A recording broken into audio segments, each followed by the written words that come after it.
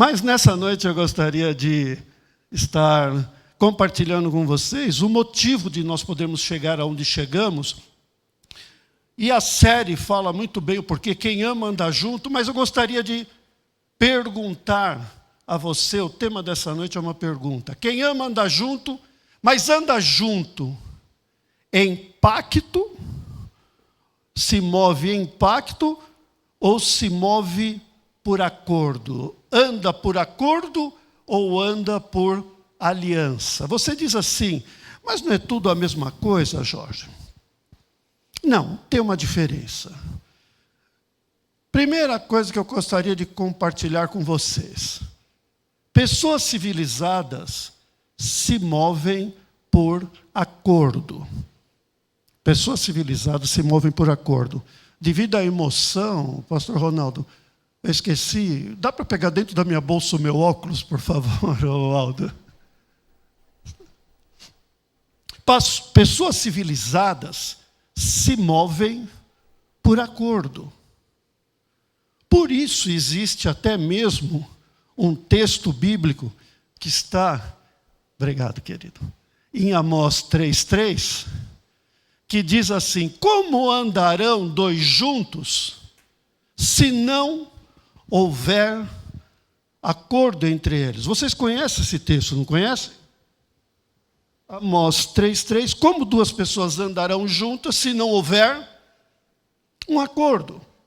Sabe o que é acordo, meus irmãos? Acordo é uma ação que ocorre quando pessoas, partes ou nações precisam, tendo opiniões contrárias, chegar a um consenso, chegar a uma posição que traga a paz. Nós estamos vendo nesses dias o oposto do acordo na guerra entre a Rússia e a Ucrânia. Sequer foi tentado um acordo. Uma das partes sente-se como se vivesse na época do Império Romano, com direito de invadir outros lugares. O acordo existe justamente no mundo civilizado, entre pessoas do bem, entre pessoas civilizadas, para evitar que se perca a paz. O acordo, ele se põe no papel e se assina, e vira um contrato. Vocês estão entendendo? Isso é acordo. O acordo é um acerto, é um contrato. Acordo é civilizado, o acordo é diplomático, o acordo é educado, porém é meritocrático. O que significa? Significa que se você desempenhar bem, vamos continuar mantendo o nosso acordo. Depende do desempenho, a manutenção das partes combinadas. É um contrato. É o contrato com o prestador de serviço que você tem, por exemplo, o seu jardineiro. Se alguém tiver uma casa aqui que tem um jardim, ele faz um acordo com o jardineiro. Tenho aqui a amiga do Fábio, que tem um jardim, pelo jeito, e o Fábio está se propondo a ser jardineiro dela, pelo que eu estou percebendo. Aí, então, ele fala assim, olha, eu vou fazer o seguinte, eu vou cortar o seu gramado, mas você vai me pagar tanto por mês. Os dois fazem um acordo, e aí a pessoa fala, esse tanto está bom. Para mim, se você deixar o meu gramado bonito, está bom, isso é um acordo. Assina-se, porém, vai depender do desempenho. Se desempenhar bem, se a grama não for bem cortada, eu pego e falo, olha, você não está me fazendo feliz. Você está deixando a desejar, então eu vou cancelar. Não quero mais andar junto com você nesse aspecto. Ou então, por outra parte, você não está me pagando o que prometeu, você não está me fazendo feliz, não quero mais andar junto. Vocês podem perceber que o acordo não é o contexto de quem ama andar junto, porque está fundamentalmente ligado a desempenho. E você há de convir que nós somos pessoas amadas, queridas, filhos de Deus, nos movemos pelo bem, mas somos falhos e muitas vezes nós decepcionamos e deixamos muito a desejar no nosso desempenho. Se cada vez que isso acontecer, pararmos de andar junto, isso não vai alegrar o coração de Deus. Esse versículo, meus irmãos, como andarão dois juntos, se não houver um acordo, não é uma palavra profética, muito menos uma palavra de ensino. Esse versículo não gera dogma. Dogma é aquela situação que se aceita sem discussão, sabe? Esse versículo é uma palavra de sabedoria. É uma palavra de sabedoria que mostra a importância de se conversar, chegar a um ponto comum que seja bom a ambas as partes. Ei! Espera um pouco. Como que vocês querem trabalhar junto, andar junto, se vocês não chegam a acordo? É algo que na filosofia se chama de filosofia do óbvio. É uma palavra de sabedoria e é óbvia, mas precisa ser dita, porque o óbvio só é óbvio se você tiver a mente instruída, se alguém te falar. Filosofia do óbvio é aquela coisa assim, que você diz, nossa, você já reparou como é surpreendente? Já reparou como, quando a gente perde alguma coisa, a gente procura, e por incrível que pareça, a gente só acha no último lugar em que procurou. Oh, isso é óbvio, a partir do momento que você achou, passou a ser o último lugar. Como andarão dois juntos se não tiver acordo? Filosofia do óbvio. As rainhas da filosofia do óbvio são as mães. Filho, presta atenção, filho. Come direitinho, come legumes, verduras e frutas, não beba, não fume, não use drogas. Porque se você cuidar bem desse seu corpo, vai durar até o fim da sua vida. Queria que durasse até quando? Filosofia do óbvio. Mas é muito importante, a Bíblia fala de acordos. Por exemplo, um texto maravilhoso da Bíblia a respeito de acordo está em Gênesis 13, quando Ló e Abraão, não precisa abrir, querido. Ló e Abraão, em jornada à terra prometida, eles se prosperaram de tal maneira. Aliás, Abraão está em alta na comunidade da graça, hein? Eu acho que do último ano que eu estive aqui, até hoje, o que nós falamos de Abraão, né? Ele é um modelo fantástico.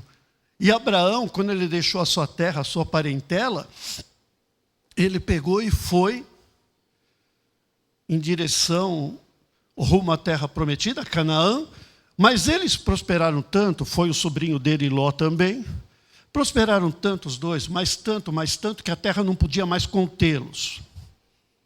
A terra não podia mais contê-los. Começou a crescer tanto o rebanho que não havia espaço de pasto e os trabalhadores, os pastores, começaram a brigar entre si. E começou a haver uma desavença por disputa de pasto. Abraão chamou Ló para um acordo. Ló, não é justo que a gente perca a paz. Não pode ter desavença entre eu e você. Afinal de contas, somos irmãos, somos famílias. Olha, Ló, não dá para andarmos em acordo juntos, então façamos um acordo para andarmos separados. Parece o oposto, né? O contraponto de Amós, como andarão dois juntos? Aqui é como andarão separados se não houver acordo. Mas acordo não tem paradoxal. Porque o importante do acordo é que no final existe uma sensação de paz, de harmonia, de equilíbrio. Vocês estão me acompanhando? Estão entendendo? Fica claro isso, né? É muito importante. Se não dá para andar junto, então façamos um acordo e andemos separados.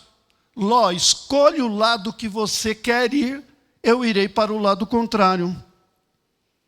Quase todos conhecem, quem não conhece depois é só ler o capítulo 13 de Gênesis, Ló olha, vê as campinas verdejantes de um lado de Sodoma. Não existe nada melhor para o gado, para o rebanho de gado ou para o rebanho ovino, que melhor do que um campo de um gramado abundante. Ele pegou, não teve dúvida, escolheu aquele lado. Ló falou: eu vou para o lado contrário, mesmo que não seja tão verdejante assim. Abrão deve ter pensado.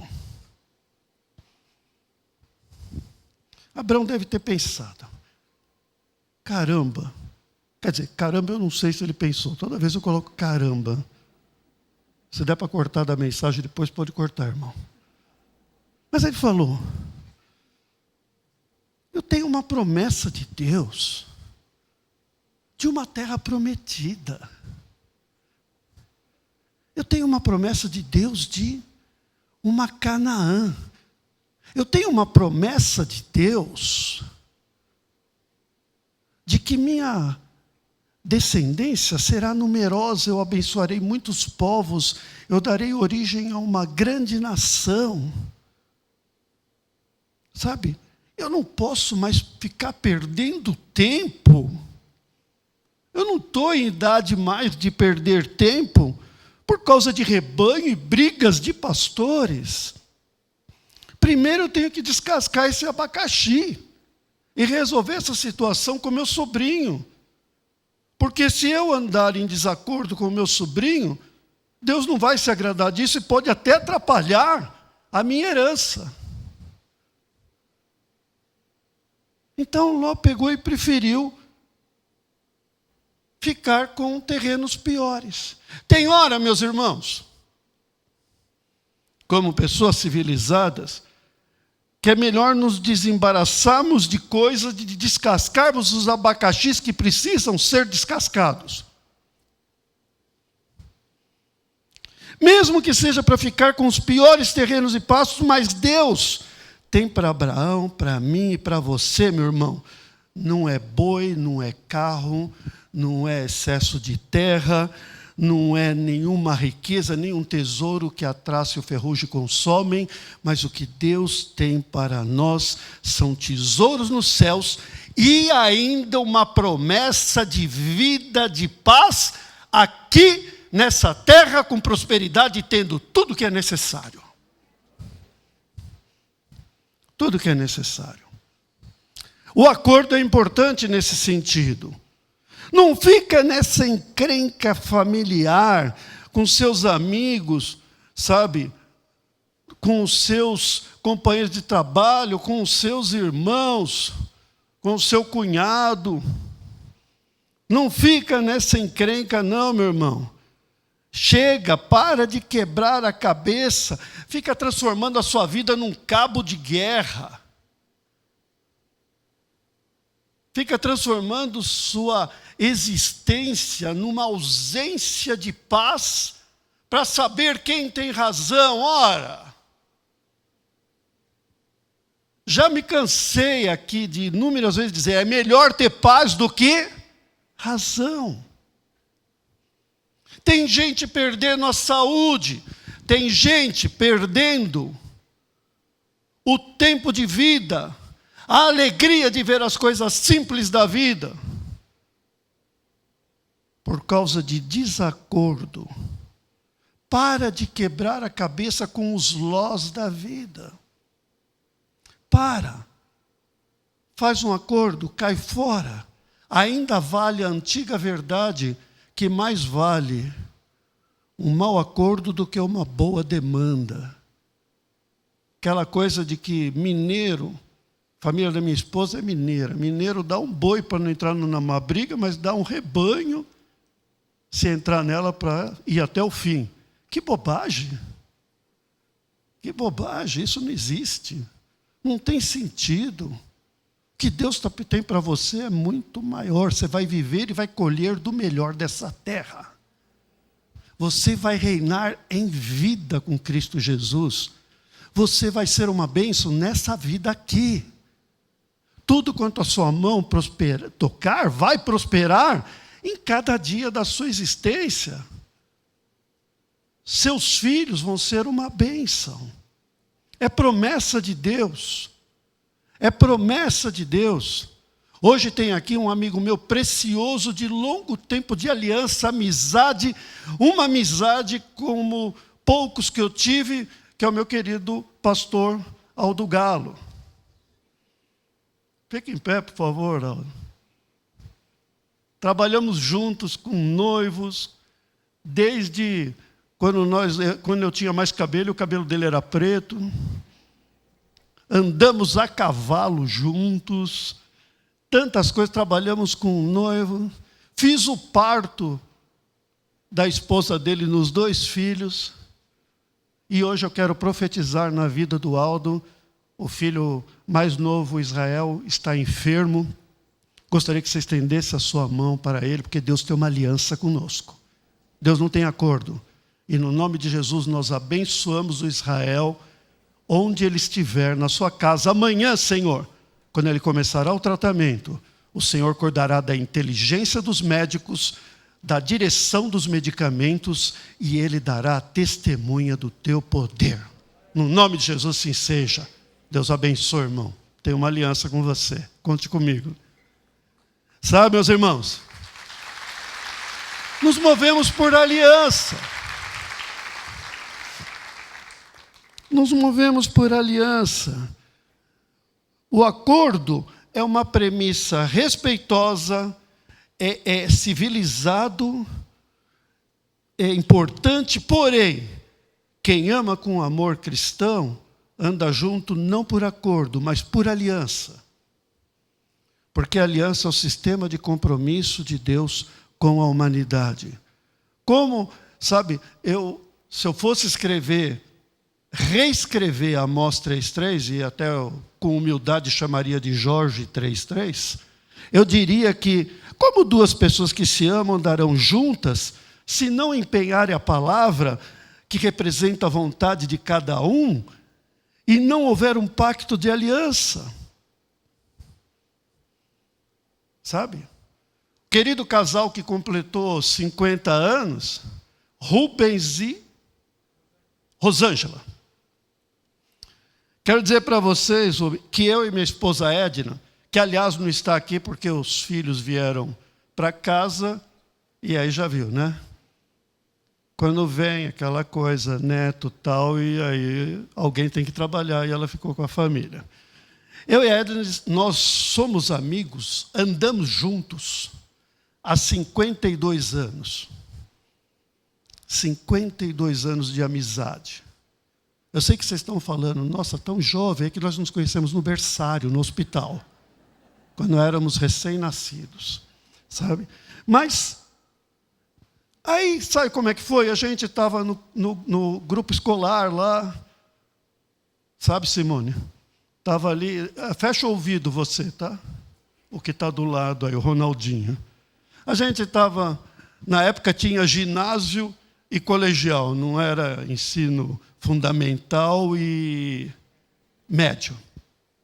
Mas aí naquela época a gente já tinha amizade, daí tinha que fazer um curso para entrar no ensino médio, você não entrava sem concurso. Principalmente no colégio de Estado, porque o colégio de Estado naquela época era considerado melhor que o particular. E aí a gente fez o curso e, por coincidência, né? Aquela coincidência mais ou menos arrumada, eu dei um jeito de cair na classe da Edna. E aí, conversa vai, conversa vem, vai andando, tudo, né? Ia junto para o curso, voltava. Resultado, ela se apaixonou por mim. Óbvio. Calma, espera. Óbvio que eu por ela também. E aí nós começamos a andar numa grande amizade. E namoro. Fomos fazer cursinho para vestibular juntos. Ela entrou na faculdade de fonoaudiologia, eu entrei na de medicina. Quando terminou a faculdade de medicina, eu dei um ultimato nela. Eu falei, Edna, você está me enrolando muito. Você precisa escolher, ou você casa comigo, ou eu vou virar freio e vou para um convento. Sabe? Aí ela fez opção pelo casamento, nós nos casamos, 40 anos casados. No casamento, nós fizemos um cerimonial, que foi um cerimonial de aliança, onde nós empenhamos a nossa palavra considerada verdadeira, palavra que nós declaramos que estaríamos honrando. Edna, eu prometo te amar, te honrar e te proteger, na saúde ou na doença, na alegria ou na tristeza, na prosperidade ou na falta, e para isso eu empenho a minha palavra de fé. Coloco o fio de bigode. Jorge, não me instes para que te deixe, nem me peça para que não te acompanhe, porque onde quer que fores eu irei, onde quer que pousares, ali pousarei eu. Teu povo é meu povo, teu Deus é meu Deus. Onde você morrer, eu morrerei também, e ali serei sepultado. Faça-me o Senhor o que bem lhe aprouver, se outra coisa que não seja a morte me separar de ti. Empenhamos a nossa palavra na presença de testemunhas e colocamos um sinal no dedo anular da mão esquerda, para que quando nós passarmos por dificuldade, olhemos para ele e mantenhamos a nossa palavra. 2 anos de casado, o nosso casamento estava indo por água abaixo. Médico recém-formado, eu sou uma das poucas pessoas que casou no dia 2 de janeiro. Você conhece alguém? Acho que eu sou uma das poucas do planeta. Nós nos casamos no dia 2 porque me formei no dia 25 de dezembro, passei no exame para residência e entrei na residência logo em janeiro. Tivemos 5 dias de lua de mel. Trabalhava 24, 48, até 72 horas contínuas, sem passar em casa. Quem não conversa, entra em conflito. Sabe por quê?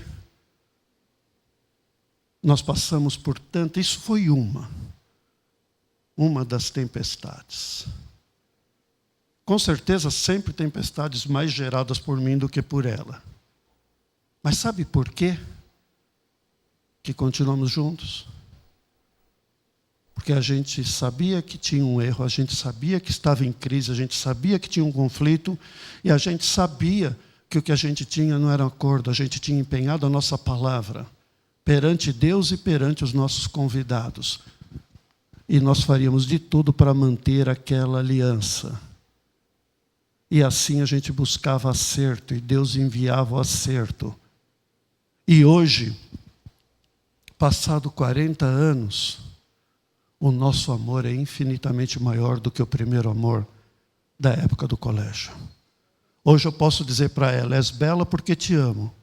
Ou melhor, naquela época eu dizia: és bela porque te amo. Hoje eu posso dizer: te amo. Ou melhor, naquela época, é que quando eu falo do meu amor, naquela época eu dizia: és bela, te amo porque és bela. Agora eu posso dizer: és bela porque te amo. E ela, é lógico, todo dia fala: ah, Jorge, você é tão lindo, sabe? Pena que ela não está aqui, senão eu ia apresentar para vocês minha mina. Mas ela não veio, tá?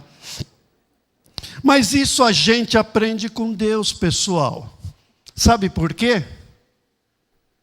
Porque a parte 2 que eu quero compartilhar com vocês é que Deus se move por aliança.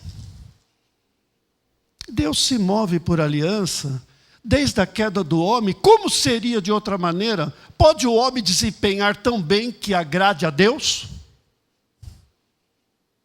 Deus falha com você, mas você falha com Deus? Você acha que Deus colocaria esse nosso relacionamento num acordo? Se você for um bom cristão, eu mantenho a parte do meu contrato. Se você não for, eu cancelo o contrato. Já estava tudo cancelado, pessoal. Já estava tudo cancelado. Deus se move por aliança. Em Gênesis, no capítulo 6, Deus mostra que ele se arrependeu de ter formado o homem e colocado ele na terra, porque o homem, ele desenvolveu uma sociedade, desenvolveu uma estrutura tão pecaminosa, tão terrível, tão má, que Deus se arrependeu de ter criado o homem e colocado ele sobre a terra, e ele enviou o dilúvio. E termina o dilúvio, teve um homem que achou graça com a sua família, Noé, vocês conhecem a história. Deus pega, chama Noé, mandou construir a arca. Termina o dilúvio, Deus chama Noé e fala com ele em Gênesis 9, queria que você abrisse a Bíblia, Gênesis 9, 11 a 13.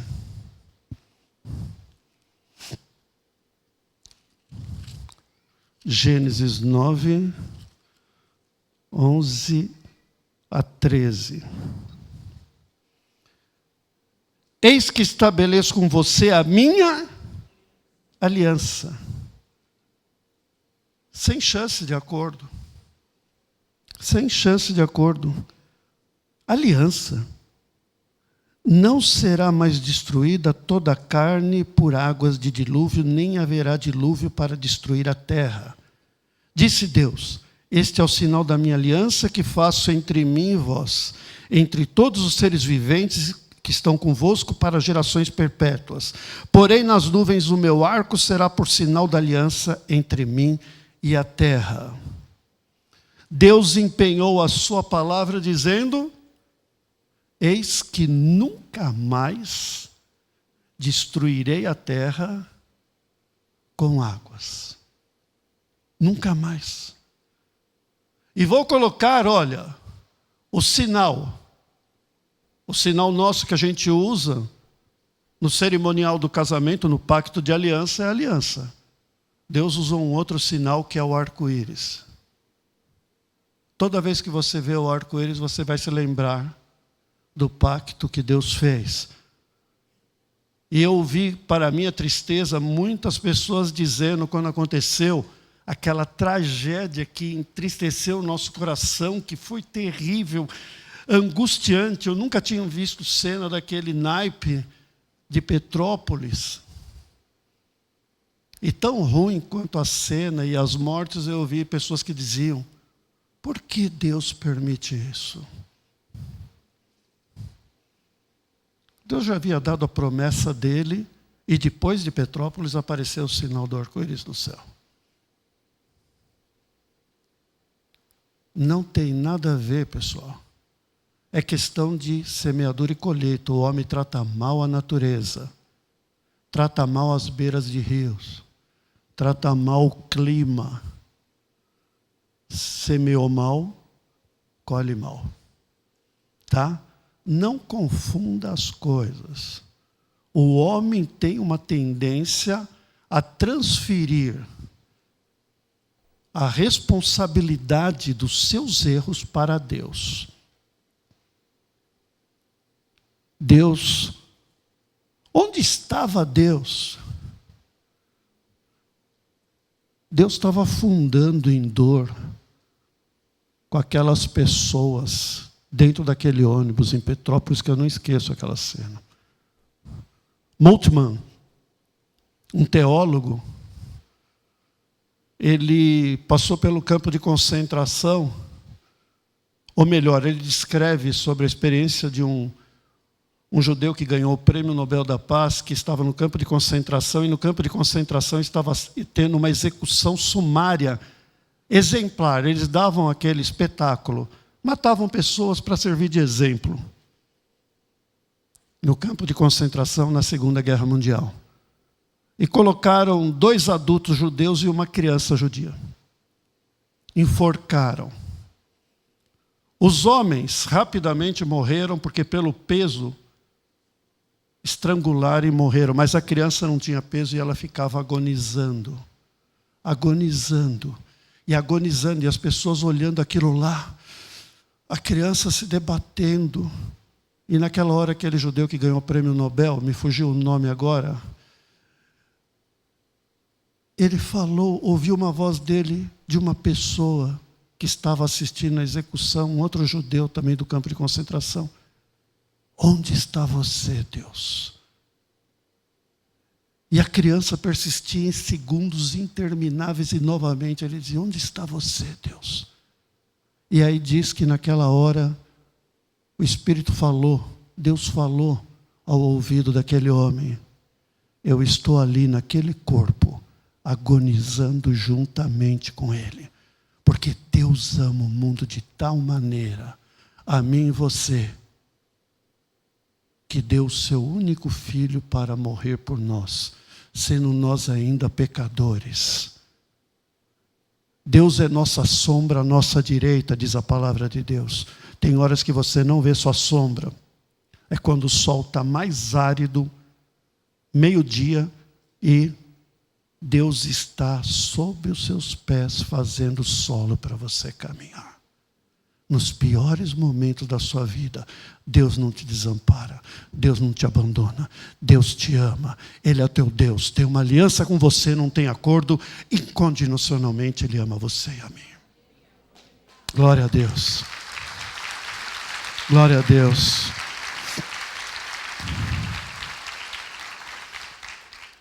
Deus pactuou com Abrão também. Deus pactuou com Abrão. Veja em Gênesis 17, de 1 a 13. Gênesis 17, de 1 a 13.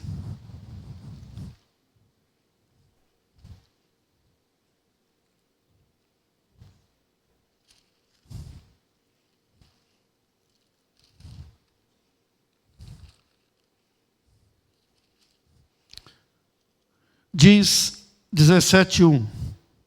Eu vou ler só um texto, só os primeiros versículos. Quando atingiu Abrão a idade de 99 anos, apareceu-lhe o Senhor e disse-lhe: eu sou o Deus Todo-Poderoso, o El Shaddai. Anda na minha presença e ser perfeito. Eu farei uma aliança entre mim e te multiplicarei extraordinariamente. Para no verso 2. Deus aparece para Abraão, já aos 99 anos, Sara com 90, totalmente sem condições de ter filhos, ele aparece e fala: farei contigo uma aliança. A aliança consistia, tem sempre as duas partes em empenho a sua palavra.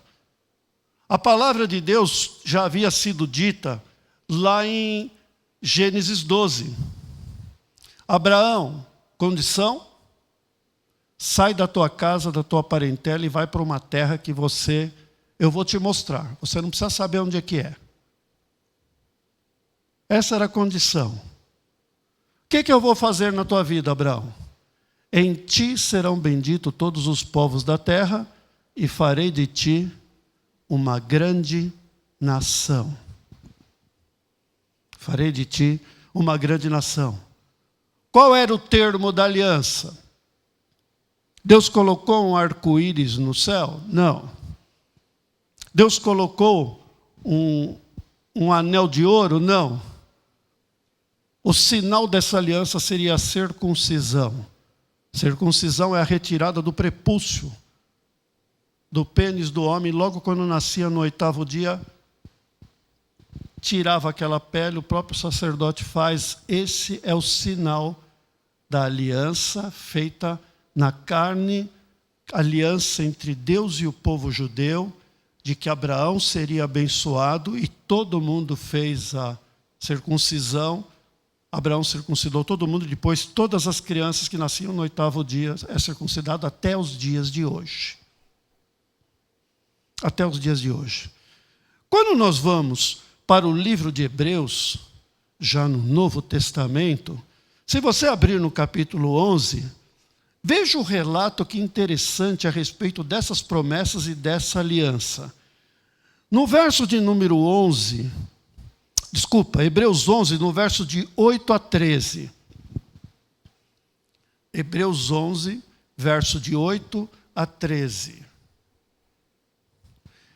Pela fé, Abraão, quando chamado, obedeceu e dirigiu-se a um lugar que mais tarde receberia como herança, que é Canaã, embora não soubesse para onde estava indo.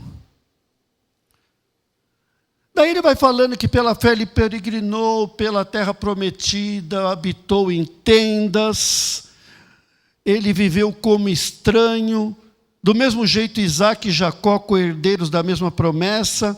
No verso de número 10, pois ele esperava a cidade que tem alicerces, cujo arquiteto e edificador é Deus. Pela fé, Abraão e também a própria Sara, apesar de estéril e avançada em idade, recebeu poder para gerar um filho, porque considerou fiel aquele que havia feito a promessa. E assim, daquele homem já sem vitalidade, originaram-se descendentes tão numerosos como as estrelas do céu e tão incontáveis como a areia da praia do mar. Todos estes, preste atenção agora, todos estes quem? Abraão, Isaac e Jacó, os patriarcas da fé, os 3 primeiros do povo hebreu. Todos estes ainda viveram pela fé e morreram sem receber o que tinha sido prometido. Todos eles morreram, viveram pela fé, morreram sem receber o que tinha sido prometido. Meus irmãos, olha o que é crer. Olha a diferença de pacto e aliança. Pacto, quando você não recebe uma coisa, você já quer encerrar. Você tem algum contrato, algum pacto via internet, você sai aqui da reunião e já manda e-mail falando assim, eu quero cancelar esse contrato. Abraão tinha uma aliança, Deus tinha uma aliança com Abraão. Esse cidadão, Abraão, ele é master na fé, porque ele morreu e não viu nada. Absolutamente nada do que Deus prometeu, a não ser Isaac, que era o filho que geraria. Mas e a numerosa? E os povos que seriam abençoados? E a grande nação? Quando você acha um sentido para a sua vida em Deus, você não precisa ver para crer. Quando você acha um sentido para a sua vida em Deus, você não precisa ver para crer. Nas quartas-feiras, né, pastor Fábio, nós temos orado continuamente para que as pessoas recebam o dom da fé, que é crer sem ver, incondicionalmente e sem dúvidas. 1800 anos depois de Abraão, nasce Jesus. Em Jesus foram benditos todos os povos da terra. 1800 anos. Abraão não tinha nem, não sei porque ele tinha tanta intimidade com Deus, mas eu acho que ele nem tinha ideia do que Deus falava, que em ti serão benditos todos os povos da terra. Hoje todos os povos são abençoados por Jesus e têm ali à disposição a salvação pela inclusão na morte e ressurreição de Jesus Cristo. 1800 anos depois, segunda promessa, de ti sairia uma grande nação. 3.800 anos depois, estoura a Segunda Guerra Mundial. Dia 1º de setembro de 1939 e se estende até o dia 2 de setembro de 1945. Satanás levanta um homem segundo o seu coração chamado Adolf Hitler, que juntamente com o imperador Hirohito do Japão e Benito Mussolini da Itália formam o eixo, querendo conquistar o mundo. Mas Hitler, além de conquistar o mundo, ele tinha uma proposta: exterminar todos os judeus da face da terra. Numa época que tantos políticos falam a respeito de genocídio, deixa eu dizer uma coisa para vocês: isso é genocídio. exterminar todos aqueles que têm a mesma carga genética. Adolf Hitler tinha essa proposta. Tudo isso por causa que o diabo, quando Deus diz sim a alguma coisa, Abraão, você dá origem a uma grande nação, o diabo tenta impedir e falar, não vai dar origem. Por isso, quando você tem uma promessa de Deus e vem um não na tua cabeça, repreende que é do diabo. Se está escrito na palavra de Deus, tem em Jesus Cristo sim e o amém. Está escrito, eu creio. Eu creio. 6 milhões de judeus, esse genocídio recebeu um nome, Holocausto. Não foi além dos 6 milhões, porque Deus não permitiu e terminou com aquela guerra. Adolf Hitler tinha muita pressa de exterminar, porque ele sabia que a segunda promessa de Abraão estava para se cumprir. E no dia 14 de maio de 1948, foi formado o Estado de Israel. 3.800 anos depois. Deus não falha em suas promessas. Deus honra a aliança. Havendo ele dito, não cumprirá. Deus não é homem para que minta, nem filho do homem para que se arrependa. É isso que está para nós, para você, para mim, meus irmãos. Deus tem promessas, creia naquele que prometeu, porque Ele é fiel. Demorou, o choro pode durar uma noite, mas quanto tempo dura a noite de Deus? Não sabemos, mas se Ele disse, Ele fará no tempo dEle, e o Senhor Jesus será glorificado, e você pode ter a certeza que as promessas de Deus para você são fiéis e verdadeiras. A promessa de Deus para a cura do Israel é fiel e verdadeira, porque Deus não falha na aliança que tem com você, meu irmão. Nem com você, nem com você, nem comigo. Louvado seja o nome do Senhor. Louvado seja o nome do Senhor.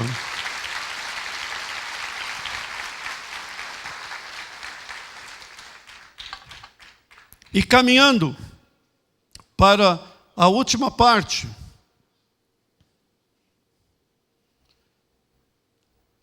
pessoas civilizadas andam em acordo, estabelece acordo, não tem problema nenhum. Deus se move para a aliança. E os filhos de Deus, que amam, andam juntos em aliança. Andam juntos em aliança. Aliás, aquele falar de Ruth e Noemi, que eu falei no não me instes para que te deixe, não me peça para que te abandone, onde quer que fores, é uma aliança entre Noemi e Ruth. E para proteger esse andar junto existe aliança. E eu vou encerrar com esse texto aqui, 1 Samuel 18, de 1 a 4, que fala muito bem a respeito disso daí, que é a aliança entre Jonatas e Davi. 1 Samuel,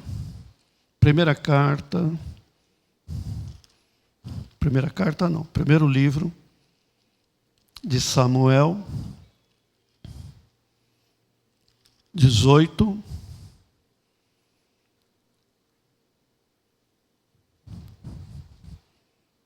Todos acharam? Sucedeu que, acabando Davi de falar com Saul, a alma de Jonatas se ligou com a de Davi. Jonatas e Davi foram amigos. Aquele amigo mais chegado que irmão. Jonatas e Davi tinham uma afinidade que eles tinham medo de perder aquela amizade, porém, o que tinha para dar tudo errado era demais. Primeiro que Jonatas era filho de Saul. Saul era rei, Jonatas era filho do rei. E Saul não ia muito bem assim não com a cara de Davi. Já era um obstáculo. Segundo, uma amizade, vamos dizer assim, entre aspas, em jogo desigual. Por quê? Jogo financeiro.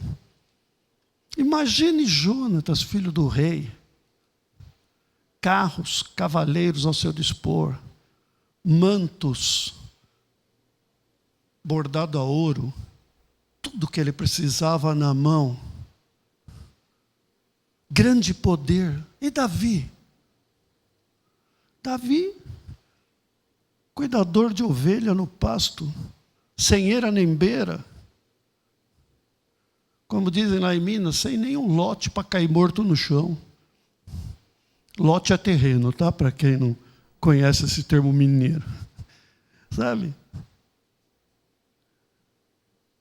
É o tipo de amizade que muitas vezes as pessoas, se for no acordo, o que acontece? Desanimam. A pressão do pai desanima. A pressão financeira de não conseguir acompanhar tudo pode desanimar. Jonatas tinha consciência da riqueza dele e do perigo que isso representava para a amizade que ele sentia com Davi.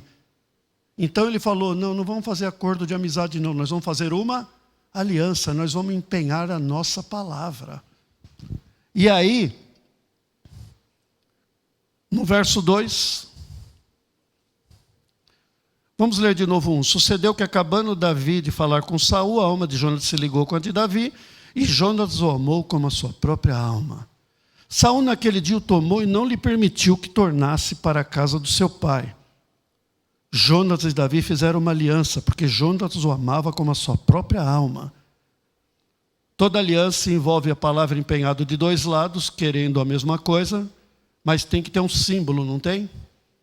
Olha o símbolo que Jonatas deu. Despojou-se Jonatas da capa que vestia e deu a Davi. A capa de Jonatas era extremamente rica, representava a riqueza dele. Ele disse assim, a minha riqueza é para te servir, Davi. Toma a capa. Depois deu a armadura. A armadura protege na guerra. Faz parte do armamento bélico. Não de ataque, mas de proteção. Jonas estava dizendo para Davi, independente do teu desempenho, Davi, quem se levantar contra você, o meu exército vai te defender. A espada, ele deu para Davi. Você tem todo o meu potencial bélico nas tuas mãos. Ai de quem mexer com você. Ele só não podia se levantar contra o pai.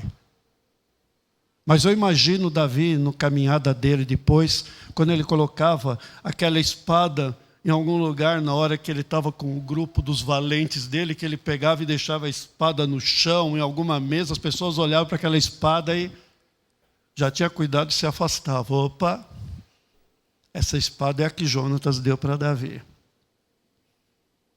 E ainda o arco e um cinto. Um cinto. O cinto era a parte que protegia a genitália masculina na guerra. E com isso, Jonas estava dizendo, até a minha descendência terá aliança com você.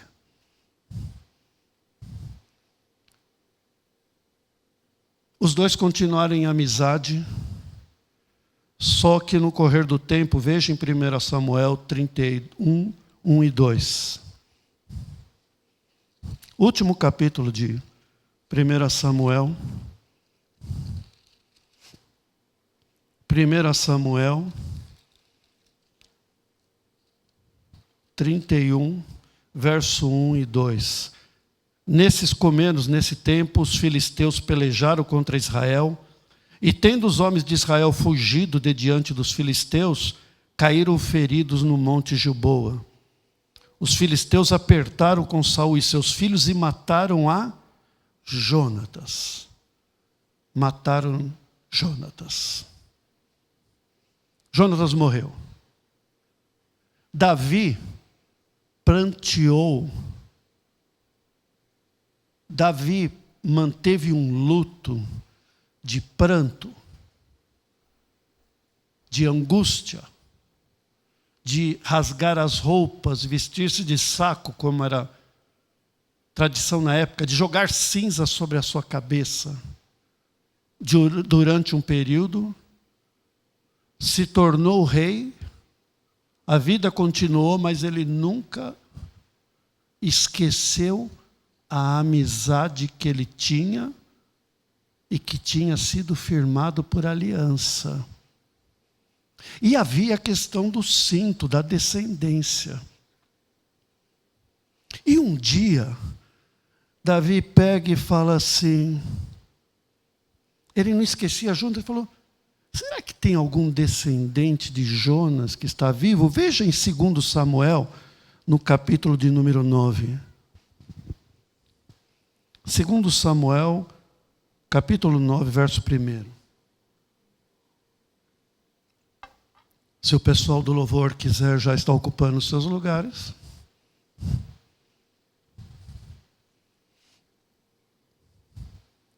Disse Davi, será que resta ainda porventura alguém da casa de Saul, para que eu use de bondade para com ele por amor de Jonatas? Olha só, Davi, todos sabem que ele tinha muito respeito por Saul por causa da unção de Deus que estava sobre ele, ele nunca desrespeitou. Saul queria matá-lo, Davi teve a chance de matar a Saul, mas não o fez. E olha como ele coloca a palavra, muito tempo depois, já reinando, já tendo superado o luto de Jonatas, mas nunca esqueceu a aliança. Olha a pergunta que ele faz, veja de novo, 9:1. Será que resta, porventura, alguém da casa de Saul, para que use eu de bondade para com ele, por amor de Jonatas? E havia um servo da casa de Saul, cujo nome era Zibá. Chamaram-no para que viesse Davi e perguntou-lhe o rei, és tu, Zibá? Respondeu, eu mesmo, teu servo. Disse-lhe o rei, não há ainda alguém da casa de Saul para que eu use eu de bondade de Deus para com ele? Então Zibá respondeu ao rei, sim, ainda há um filho de Jonatas, aleijado de ambos os pés. Um filho de Jonatas, ele não sabia que existia. Ele era aleijado dos 2 pés. Sabe o que aconteceu? Na fuga da guerra, o nome desse garoto era Mefibosete. Tá? Para quem pega o nome na Bíblia assim, quando vai escolher nome para filho e põe na Bíblia, pum, foge dessa página, tá bom? O nome dele era Mefibosete. Esse garoto, na corrida da guerra, ele caiu do colo da babá. Caiu e quebrou os 2 pezinhos, e naquela época não tinha ortopedista. E ele ficou com os pés defeituosos. E só para vocês entenderem, as pessoas, olha a diferença, alguma coisa a humanidade melhora, outras não, né, pastor? Naquela época, as pessoas que tinham esse problema eram totalmente desprezadas. Não era questão de acessibilidade, não, eram desprezadas, eram tidas na categoria de animais. Alguns até os matavam. Davi mandou saber onde estava esse garoto e chamou ele. Veja no verso 6. Vindo Mefibosete, filho de Jonatas, filho de Saul, a Davi, inclinou-se prostrando o rosto em terra e disse-lhe Davi, Mefibosete, ele disse, eis aqui teu servo. Então lhe disse Davi, não temas, porque usarei de bondade para contigo por amor de Jonatas, teu pai. Eu te restituirei todas as terras de Saul, teu pai. E tu comerás pão sempre à minha mesa. Então Mefibosete se inclinou e disse, olha que coisa que o garoto disse. Quem é teu servo para teres olhado para um cão morto tal como eu. Olha a autoimagem da pessoa que tinha deficiência, paraplégico, deficiente dos 2 pés. Davi olhou para ele e falou, chamou Ziba, falou para restituir tudo o que era, e de aquele dia em diante, ele não ia ajudar Mefibosete, não. Ele ia fazer mais que isso. Mefibosete moraria no palácio. E no último verso 13 do capítulo 9, morava Mefibosete em Jerusalém, porquanto comia sempre à mesa do rei. Ele era coxo de ambos os pés. Sabe qual é a beleza desse texto, irmão?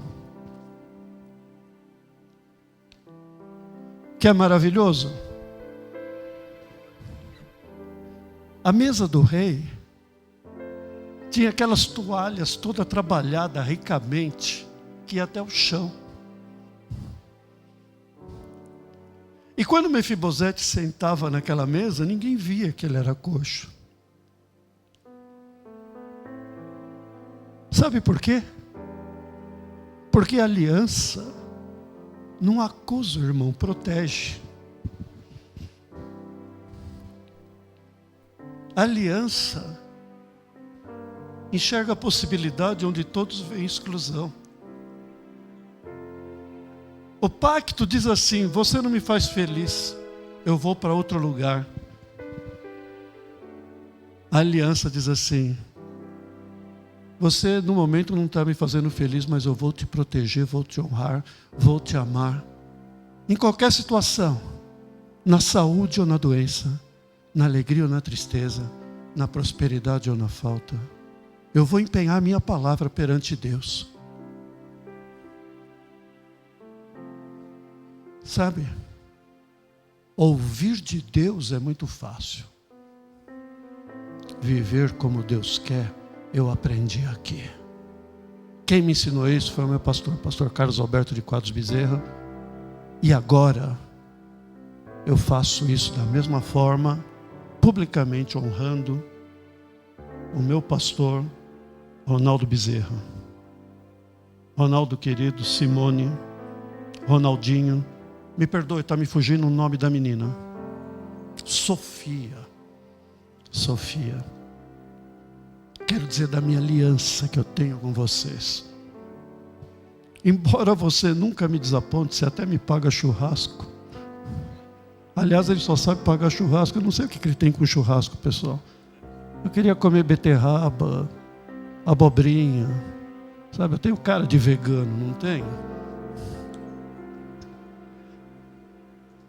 Pastor querido, enquanto eu estiver aqui, eu estou aqui para honrar, te servir. Não dependo do desempenho seu, eu vou servi-lo em qualquer situação. Estou aqui para abençoar, para ser servo, para edificar o reino de Deus, sendo coluna para o teu ministério. Com vocês, igreja, da mesma maneira. Eu nunca, coloco isso perante Deus, está sendo gravado, eu nunca vou deixar essa igreja, pelos próximos 43 anos, se Deus me permitir, de vida, eu nunca vou deixar essa igreja, porque alguém me desapontou, porque eu estou aqui para servir vocês. Pode ser que eu não faça o meu melhor, me perdoe. Me perdoe, porque eu sou falho como você. Mas eu vou viver do jeito que eu aprendi e que é como Deus vive. Se eu errei, que é o que sustentou meu casamento, sustenta até hoje. Se eu errei, me perdoa. Amo você. Edna, em casa, se eu errei, me perdoe. Amo você. Meus filhos, de igual forma. Amo vocês. O sangue de Jesus é o sangue da nova aliança. A circuncisão não é mais na carne, a circuncisão agora é no coração. E Ele nos dá um coração para vivermos em aliança. Você gostaria de fazer esse pacto de viver em aliança, meu irmão? Você não acha que é algo, sabe? Cada vez que você for desafiado a sair dessa aliança, você pega e se repensa, pensa na aliança com Deus. Sabe? É sempre bom você se checar, examine-se o homem a si mesmo. Vocês viram que eu tenho 2 alianças? Essa preta, o Fábio sabe. Embora ele faça bullying comigo, me chamando de pastor o quê? Fofinho, né? Engraçado você, né? Ah, a cara dele. Agora ele está quase tentando ficar vermelho. Essa aliança aqui é meu compromisso como médico de aliviar o sofrimento das pessoas, independente de quem sejam. Às vezes dá vontade de pegar algum paciente e jogar pela janela. Eu sou humano. Torcer o pescoço um pouquinho, sabe? Mas eu olho para a aliança e eu amo e faço o melhor por ele e por ela.